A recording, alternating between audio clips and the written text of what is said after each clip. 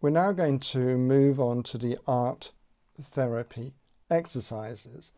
But just before we do, I thought it'd be useful to read you a quotation from Christa Reinhardt Ruprecht, a registered psychotherapist, who explains how art therapy works. I quote, "When we are stuck in feeling states, we are in the right hemisphere, low in the brain, and it's hard to climb out of that. When we use our hands to make art, we trigger our left hemisphere to come back online.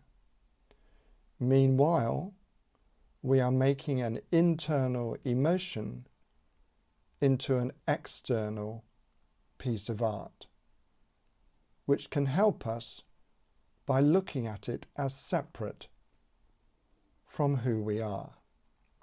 So bear that in mind as we start to go through the art exercises.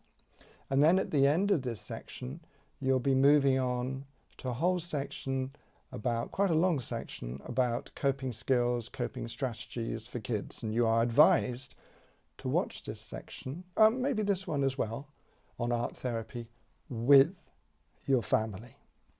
Okay, we're now going to move on to the art therapy exercises.